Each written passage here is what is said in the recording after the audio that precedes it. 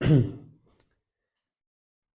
जी दोस्तों, तो कैसे हैं आप सब। तो लास्ट क्लास के अंदर हम लोगों ने जो पढ़ना स्टार्ट किया था वो था चैप्टर ऑर्गेनाइजिंग। मैंने आप लोगों को बताया कि ऑर्गेनाइजिंग का मतलब होता है ग्रुपिंग ऑफ एक्टिविटी, यानी कि किसी भी चीज के अगर अपन ग्रुप में काम कर देंगे तो उसी को क्या बोला जाता है, ऑर्गेनाइजिंग। हमने पढ़ा था सबसे पहले प्लान करो, तो प्लानिंग के बाद क्या आता है, ऑर्गेनाइजिंग। ऑर्गेनाइजिंग का मतलब ग्रुपिंग ऑफ एक्टिविटी। कहाँ की, ऑर्गेनाइजेशन की। क्यों, टू वर्क इफेक्टिवली और एफिशिएंटली। हमने इसके एडवांटेजेस की बात करी थी, तो एडवांटेजेस किसके थे, यू आर ग्रुप बनाए थे हमने, ए बी सी डी ई ई। उसके बाद हमने बात करी कि दो तरीके के स्ट्रक्चर होते हैं, एक होता है फंक्शनल और एक होता है डिविजनल।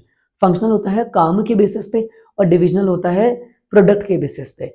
तो फंक्शनल के हमने एडवांटेजेस याद कर रहे थे, SID CD training, SID CD training. आज अपन आगे बढ़ते हैं। आज का सबसे पहले टॉपिक हम लोग पढ़ना स्टार्ट करेंगे, दैट इज डिविजनल स्ट्रक्चर। जो होता है ना हमारा डिविजनल स्ट्रक्चर, उसके एडवांटेजेस क्या है।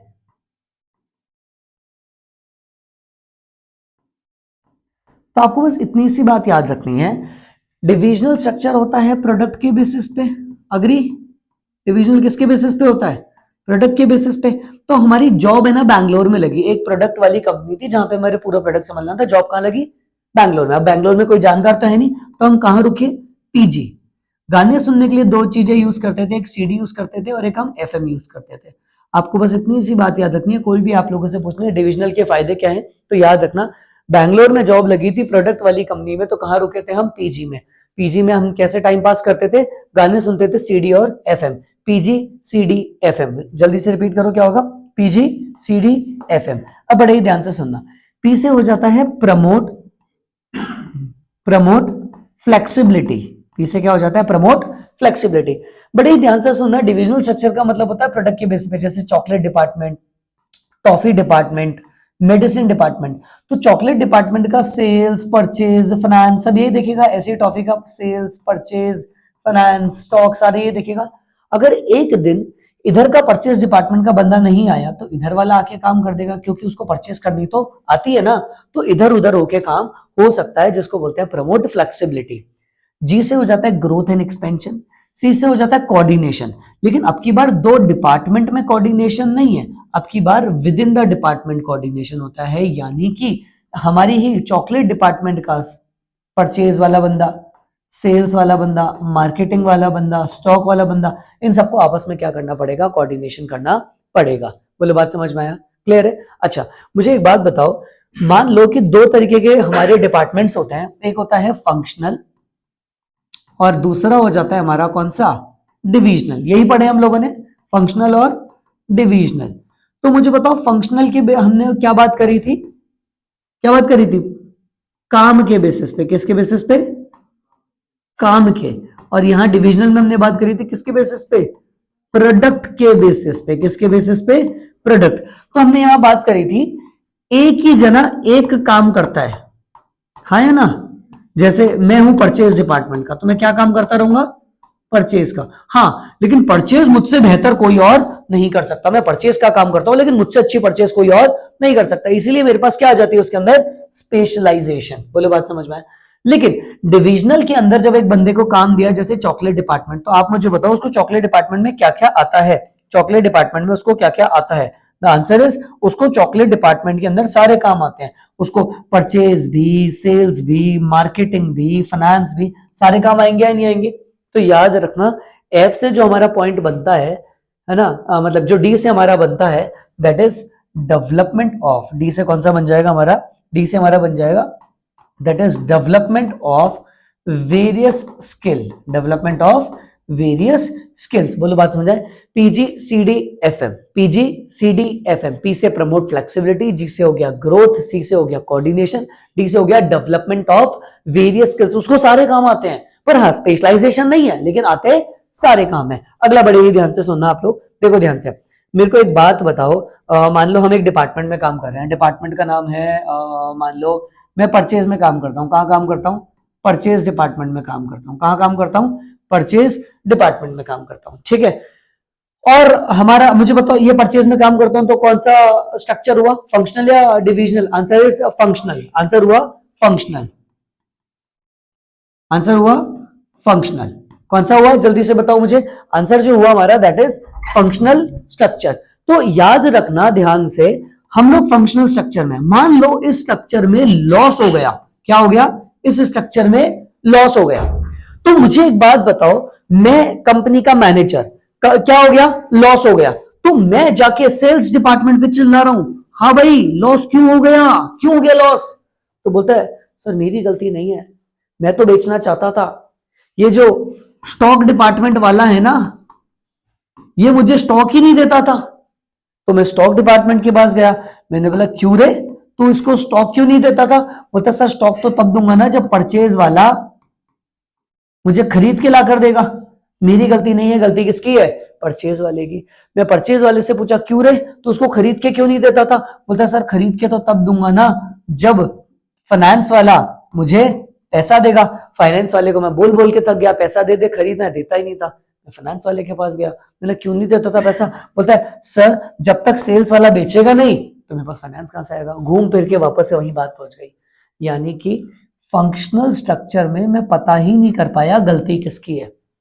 लेकिन अगर मैं कौन से स्ट्रक्चर पे हूं, डिविजनल पे हूं, तो डिविजनल में तो आपको पता है डिवाइड किसके बेसिस पे किया जाता है, प्रोडक्ट के बेसिस पे।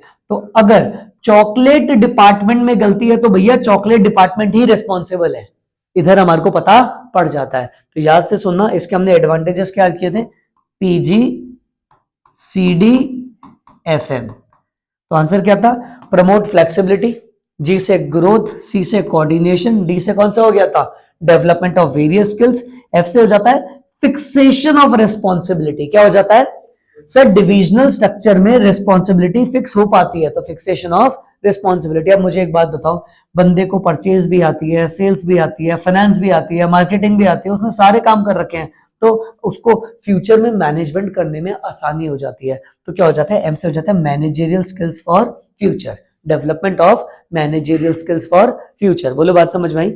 यानी कि हम लोग दो स्ट्रक्चर की बात कर रहे थे। Now it is very important to understand that कि आपको अब देख के चलना पड़ेगा। क्या देख के चलना पड़ेगा सर, देखो एक होता है फंक्शनल, कौन सा होता है, फंक्शनल, और जो दूसरा होता है वो कौन सा होता है, डिविजनल। फंक्शनल और डिविजनल, यही पढ़ा हम लोगों ने। तो फंक्शनल का मतलब क्या था मुझे जरा बताना सर, फंक्शनल का मतलब होता है काम के बेसिस पे, किसके बेसिस पे, काम, और ये प्रोडक्ट। उसके बाद ये कब सूटेबल होता है, जब एक प्रोडक्ट हो, यहां पे कैसे होनी चाहिए, मल्टीपल, हाँ या ना, बिल्कुल, यहां पे एक ही काम करूंगा पर बेस्ट करूंगा, तभी मेरे पास क्या आ जाती है, यहां पे मेरे पास आ जाती है स्पेशलाइजेशन। क्या आ जाती है, स्पेशलाइजेशन। बोलो बात समझ में आया। लेकिन अगर यहां पे मल्टीपल काम करूंगा तो यहां पे मेरे को स्पेशलाइजेशन तो नहीं है, लेकिन मेरे पास क्या है, डेवलपमेंट ऑफ वेरियस स्किल्स। मेरे को सारे काम आते हैं, मेरे को सारे काम आते हैं। हाँ स्पेशलाइज नहीं हूं पर मुझे सारे काम आते हैं। बोलो बात समझ में आया, मुझे यहाँ पे सारे काम आते हैं। बोलो क्लियर है, फंक्शनल और डिविजनल। फिर फंक्शनल के हमने जो एडवांटेजेस पढ़े थे वो पढ़े थे सिड सीडी ट्रेनिंग। सिड को सीडी दी थी किस लिए, ट्रेनिंग के लिए। और यहां पे हमने इसके एडवांटेजेस क्या पढ़े, पीजी सीडी एफएम। तो हमने यहां पे पढ़ना स्टार्ट किया था कि इसके पास स्पेशलाइजेशन होती है, क्या होती है, तो कोई दिक्कत नहीं, उसके पास स्पेशलाइजेशन नहीं है तो उसके बाद डेवलपमेंट ऑफ वेरियस स्किल्स है, है ना। यहां पे फ्लेक्सिबिलिटी होती है, ग्रोथ है, इधर भी कोऑर्डिनेशन है लेकिन विद इन द डिपार्टमेंट, इधर भी कोऑर्डिनेशन है बट विद टू डिपार्टमेंट।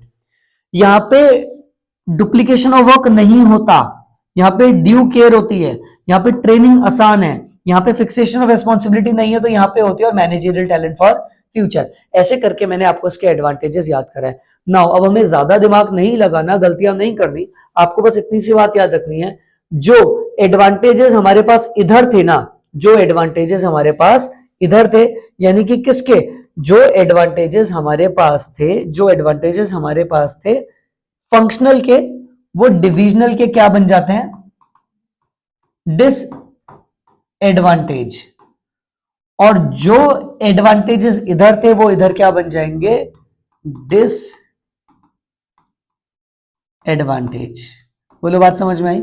यानी कि इधर के एडवांटेजेस इधर और इधर के एडवांटेजेस इधर। तो जरा देख के बताना, यहां पे आप लोगों ने क्या लिखा है, यहां पे आप लोगों ने लिखा है स्पेशलाइजेशन। क्या लिखा है?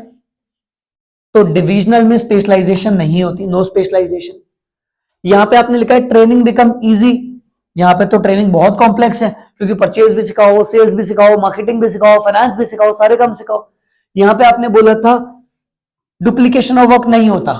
यहां तो फ्लेक्सिबिलिटी है, तो कोई भी किसी का काम कर जाता है, तो यहां पे डुप्लीकेशन ऑफ वर्क हो सकता है ना? यहां पे आपने बात करी थी ड्यू केयर होती है, यहां पे ड्यू केयर पॉसिबल ही नहीं है, सारे काम ही आपको देने। तो इधर के एडवांटेजेस इधर, डिसएडवांटेजेस, और इधर इधर हमने पढ़ा था प्रमोट फ्लेक्सिबिलिटी, तो यहां पे कोई फ्लेक्सिबिलिटी नहीं होती। यहां पे हमने बात की था फिक्सेशन ऑफ रिस्पॉन्सिबिलिटी, यहां पे नहीं होती। यहां हमने कहा था डेवलपमेंट ऑफ वेरियस स्किल्स, यहां पे तो ऑब्वियसली एक ही स्किल सिखाई जा रही है। बात समझ में आया? तो इधर के एडवांटेजेस इधर डिसएडवांटेजेस। हाँ, लेकिन ऐसे ग्रोथ वाले मत लिख देना कहीं कि इधर ग्रोथ है इधर ग्रोथ नहीं है, ऐसा नहीं है। ठीक है, तो आपको देखना पड़ेगा कि कौन सा किस में फिट बेटर है। बोलो बात समझ में आया? क्लियर है क्या? यहां तक सब समझ में आया? मैं दोबारा बता देता हूं। हमने कुछ इस तरीके से चालू किया था। हमने स्टार्ट किया ऑर्गेनाइजिंग। तो ऑर्गेनाइजिंग का मतलब क्या था? ग्रुपिंग। फिर हमने ऑर्गेनाइजिंग के क्या पढ़े? एडवांटेजेस। क्या थे advantages? U R A B C D E E. फिर हमने पढ़े इसके कितने सेक्टर हो सकता है? दो, फंक्शनल और डिविजनल। फंक्शनल के एडवांटेजेस, डिसएडवांटेजेस, इसके भी एडवांटेजेस, इसके भी एडवांटेजेस और डिसएडवांटेजेस। इसके एडवांटेजेस क्या थे? SID CD training. इसके एडवांटेजेस क्या थे? PG CD FM. यहां के एडवांटेजेस इधर, डिसएडवांटेजेस इधर के एडवांटेजेस इधर, डिसएडवांटेजेस। आई होप आपको बात समझ में आई होगी। क्लियर है? क्लियर है? इसको अपन याद भी कर सकते हैं, सारा का सारा हमारा इधर हो जाएगा। ठीक है क्या? चलिए चलते हैं नेक्स्ट टॉपिक पे, मोस्ट इंपॉर्टेंट। देखो ध्यान से सुनना।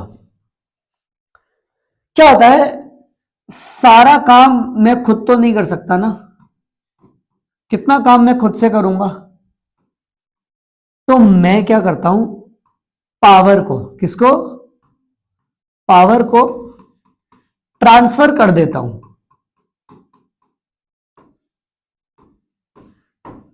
नीचे लेवल वालों को, ताकि मेरा काम बट जाए और मेरे लिए आसानी हो जाए। सारा काम मैं तो कर ही नहीं सकता ना, तो मैंने पावर को ट्रांसफर कर दिया।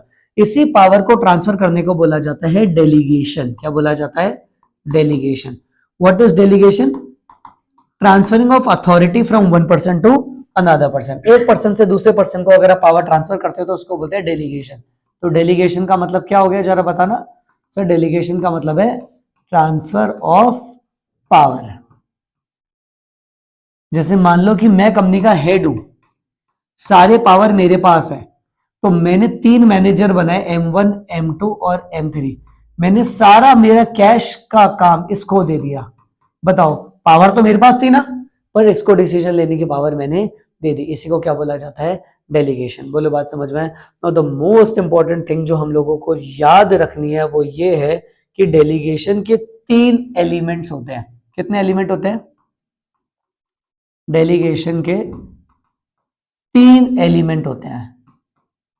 बहुत इंपॉर्टेंट है, यहां से क्वेश्चन कई बार बनता है। डेलीगेशन के कितने एलिमेंट्स हैं? 3।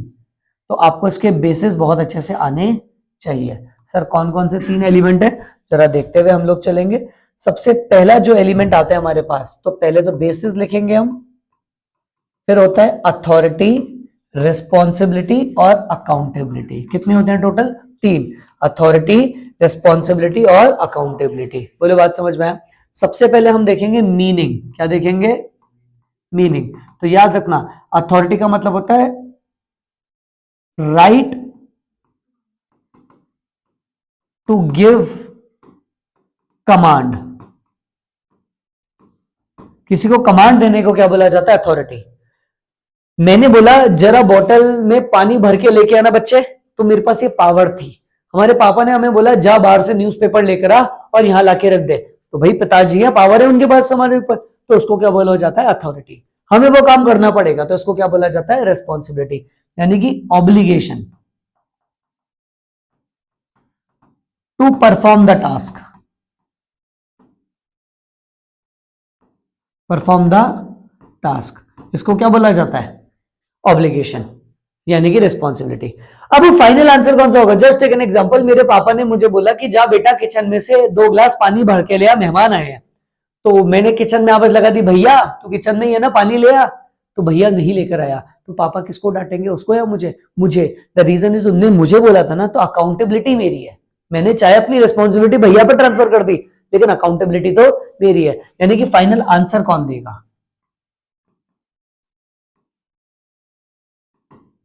आंसबिलिटी। बोलो बात समझ में आया? क्लियर है? तो फर्स्ट वन इज मीनिंग, बोलो क्लियर है। Number 2, origin. ये ओरिजिन जन्म कहां से लेती है? जैसे मान लो इंडिया का आज की डेट में कैप्टन है रोहित शर्मा, पहले विराट कोहली था, उससे पहले एमएस धोनी था, कल को शुभमन गिल को बना दिया। तो शुभमन गिल के पास कुछ टाइम पहले तो नहीं थी, आज कहां से आई? भैया उसको ना एक पावर मिली है। क्या मिली है? पावर। और वो कहां से मिली है पावर? उसकी अथॉरिटी से। कहां से? बात समझ में आया? अथॉरिटी आपकी होती है ये पोजीशन। अथॉरिटी कहां से मिली है? ऑर्गेनाइजेशन में पोजीशन से, यहां से जन्म लेती है अथॉरिटी। बात समझ में आया? अथॉरिटी कहां से लेती है? आपकी पोजीशन इन द ऑर्गेनाइजेशन। आपकी पोजीशन क्या है? अगर आज भजन लाल जी राजस्थान के मान लो चीफ मिनिस्टर है, तो पावर उनके पास है। कल पहले अशोक गहलोत जी थे, तो उनके पास थी। तो ये पावर कहां से आ रही है? पोजीशन से। कहां से आ रही है? पोजीशन से। बोलो बात समझ आया? Formal position. क्या लिखेंगे अपन इसके अंदर? हम लोग इसको थोड़ा सा और सुंदर वर्ड लिख के करेंगे, दैट इज फॉर्मल पोजीशन। क्या लिखेंगे? Formal position. अब मेरे पापा जब मुझे कमांड देंगे तभी तो मेरी रिस्पॉन्सिबिलिटी होगी। मैं तेरे को बोलूंगा गेट बंद कर, तभी तो तुम करोगे। तो ये अथॉरिटी, रिस्पॉन्सिबिलिटी जन्म कहां से ले रही है? From authority. बात समझ में आया? तुमने बोला सर मेरे पैर में लगी हुई है, मैं नहीं उठ सकता, तो तुमने अपनी रिस्पॉन्सिबिलिटी ली नहीं, तो आंसिबिलिटी भी नहीं होगी। एक बार अपनी रिस्पॉन्सिबिलिटी ले ली तो आपकी आंसिबिलिटी बनेगी। तो ये कहां से बनती है? From responsibility. बोलो बात समझ में आया? क्लियर है? बात समझ में आया? अब तीसरा होता है फ्लो ऑफ कम्युनिकेशन। क्या हो जाता है? Flow of communication. तो ध्यान से सुनना, मैं ऑर्डर किसको दूंगा? अपने ऊपर जो बैठे हैं उनको, या जो नीचे है? जो नीचे है। तो ये डाउनफॉल जाती है, नीचे की तरह जाती है। ठीक है?